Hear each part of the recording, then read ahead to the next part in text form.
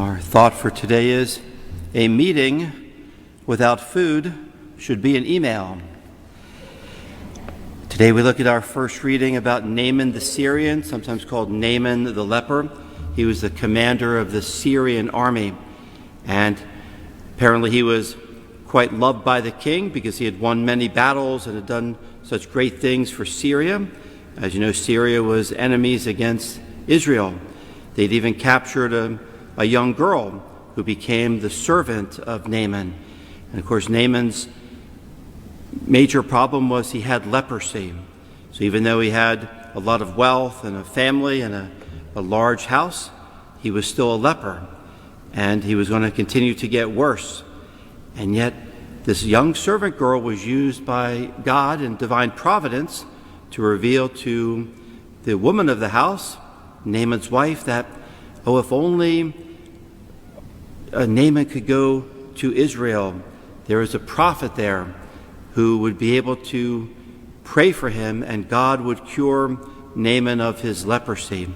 Well, when the word got back to Naaman through the little girl to the wife, Naaman goes to his king and presents to the king that there is a possibility that he could be cured of leprosy if he would but go to Israel.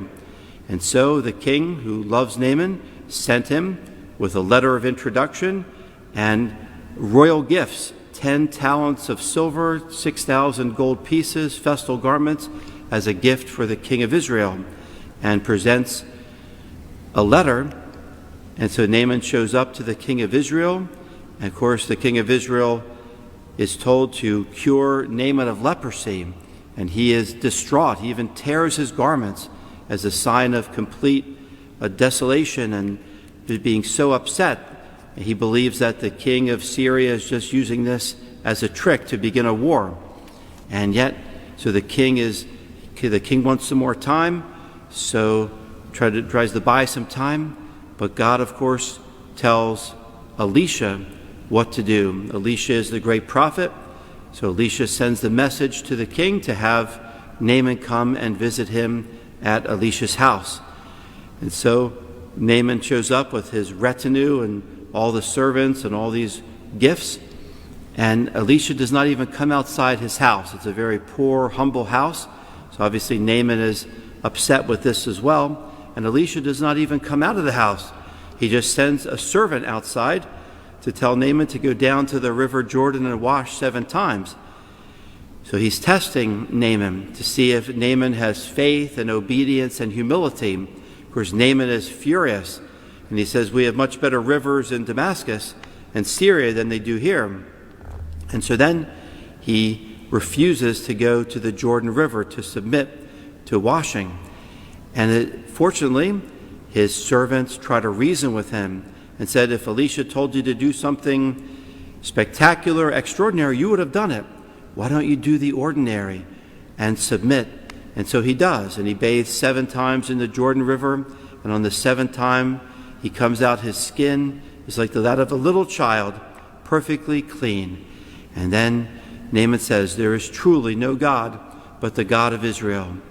The reason why the church gives us this reading during Lent is for catechumens preparing for baptism. So for thousands of years now, the church has had this reading during Lent to remind the catechumens what will happen to them when they submit to the waters of baptism. So just as Naaman needed faith, he needed obedience, he needed humility, and he was willing to submit by going down into the waters of the Jordan 7 times, so Christ would submit to the waters of baptism not for himself but for all of us, to be an example, to fulfill all righteousness. So catechumens submit to these 7 sacraments and go into the waters of baptism, and they too are made cleansed and whole at the Easter Vigil.